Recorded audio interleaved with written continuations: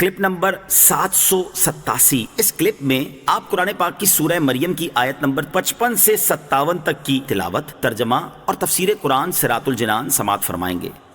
بسم اللہ الرحمن الرحیم۔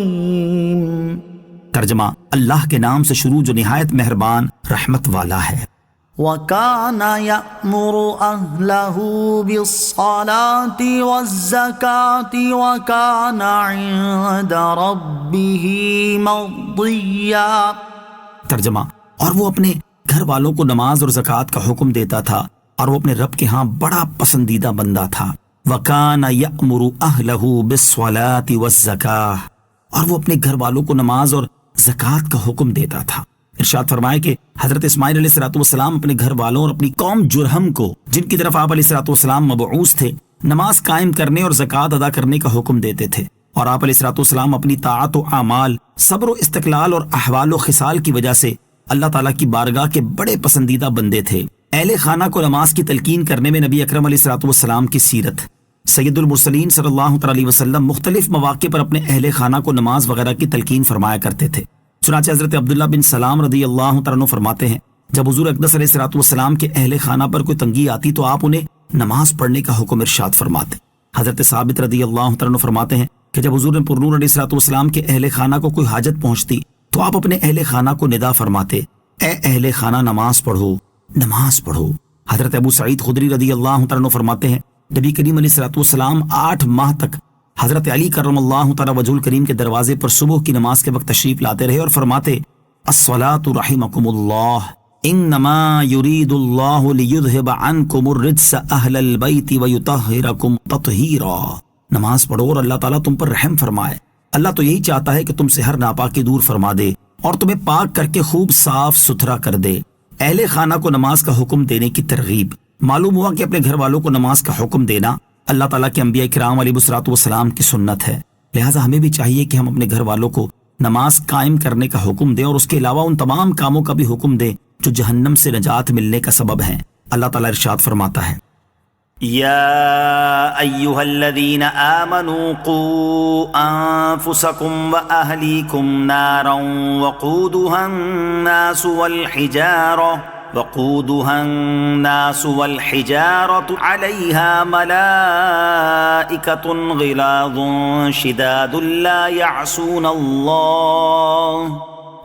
يعصون الله ما أمرهم ويفعلون ما يؤمرون۔ ترجمہ، اے ایمان والو، اپنی جانوں اور اپنے گھر والوں کو اس آگ سے بچاؤ جس کا ایندھن آدمی اور پتھر ہیں۔ اس پر سختی کرنے والے طاقتور فرشتے مقرر ہیں جو اللہ کے حکم کی نافرمانی نہیں کرتے اور وہی کرتے ہیں جو انہیں حکم دیا جاتا ہے۔ نماز فجر کے لیے جگانے کی فضیلت۔ نماز فجر کے لیے جگانا حضور پرنور علیہ السلام کی سنت ہے۔ چنانچہ حضرت ابو بکر رضی اللہ تعالی عنہ فرماتے ہیں، میں سرکار دو عالم علیہ السلام کے ساتھ نماز فجر کے لیے نکلا تو آپ جس سوتے ہوئے شخص کے پاس سے گزرتے اسے نماز کے لیے آواز دیتے یا اپنے پاؤں مبارک سے ہلا دیتے۔ لہٰذا جو خوش نصیب انسان کسی کو فجر کی نماز کے لیے جگاتا ہے تو وہ نبی کریم علیہ السلام کی اس ادا کو ادا کر رہا ہے۔ وَاذْكُرْ فِي الْكِتَابِ إِدْرِيسَ إِنَّهُ كَانَ صِدِّيقًا نَبِيًّا۔ ترجمہ، اور کتاب میں ادریس کو یاد کرو، بے شک وہ بہت ہی سچا نبی تھا۔ وَاذْكُرْ فِي الْكِتَابِ إِدْرِيسَ، اور کتاب میں ادریس کو یاد کرو۔ ارشاد فرمایا کہ اے حبیب صلی اللہ علیہ وسلم، آپ ہماری اس کتاب میں حضرت ادریس علیہ السلام کا ذکر فرمائیں، بے شک وہ بہت ہی سچے نبی تھے۔ حضرت ادریس علیہ السلام کا مختصر تعارف۔ آپ علیہ السلام کا نام اخنوخ ہے اور آپ علیہ السلام حضرت نوح علیہ السلام کے والد کے دادا ہیں۔ حضرت آدم علیہ السلام کے بعد آپ ہی پہلے رسول ہیں۔ آپ علیہ السلام کے والد حضرت شیش بن آدم علیہ السلام ہیں۔ سب سے پہلے جس شخص نے قلم سے لکھا وہ آپ ہی ہیں۔ کپڑوں کو سینے اور سلے ہوئے کپڑے پہننے کی ابتدا بھی آپ ہی سے ہوئی۔ آپ سے پہلے لوگ کھالے پہنتے تھے۔ سب سے پہلے ہتھیار بنانے والے، ترازو اور پیمانے قائم کرنے والے اور علم نجوم اور علم حساب میں نظر فرمانے والے بھی آپ ہی ہیں، اور یہ سب کام آپ ہی سے شروع ہوئے۔ اللہ تعالیٰ نے آپ پر 30 صحیفے نازل کیے اور اللہ تعالیٰ کی طرف سے نازل ہونے والے صحیفوں کا کثرت سے درس دینے کی وجہ سے آپ کا نام ادریس ہوا۔ درس قرآن اور درس علم دین کے فضائل۔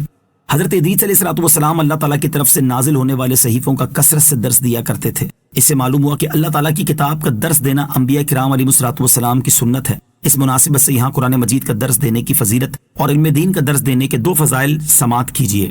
مسلم شریف کی حدیث ہے، حضرت ابو ہریرہ رضی اللہ تعالیٰ عنہ سے روایت ہے، نبی کریم علیہ الصلوۃ والسلام نے ارشاد فرمایا، جو لوگ اللہ تعالیٰ کے گھروں میں سے کسی گھر میں جمع ہوتے ہیں اور وہ قرآن مجید کی تلاوت کرتے اور ایک دوسرے کو اس کا درس دیتے ہیں تو ان پر سکون نازل ہوتا ہے، رحمت انہیں ڈھانپ لیتی ہے اور اللہ تعالیٰ ان کا ذکر فرشتوں میں فرماتا ہے۔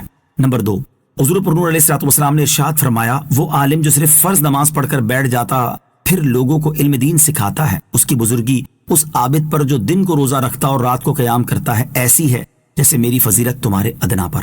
نمبر 3، حضرت عبداللہ ابن عباس رضی اللہ تعالیٰ عنہ فرماتے ہیں، رات میں ایک گھڑی علم کا پڑھنا پڑھانا پوری رات عبادت کرتے ہوئے بیدار رہنے سے افضل ہے۔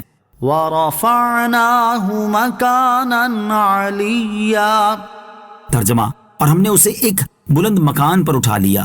وَرَفَعْنَاهُ مَكَانًا عَلِيًّا، اور ہم نے اسے ایک بلند مکان پر اٹھا لیا۔ حضرت ادریس علیہ الصلوۃ والسلام کو بلند مکان پر اٹھا لینے کے بارے میں قول یہ ہے کہ اس سے آپ علیہ الصلوۃ والسلام کے مرتبے کی بلندی مراد ہے، اور ایک قول یہ ہے کہ آپ علیہ الصلوۃ والسلام کو آسمان پر اٹھا لیا گیا ہے، اور زیادہ صحیح یہی قول ہے کہ آپ علیہ الصلوۃ والسلام کو آسمان پر اٹھا لیا گیا ہے۔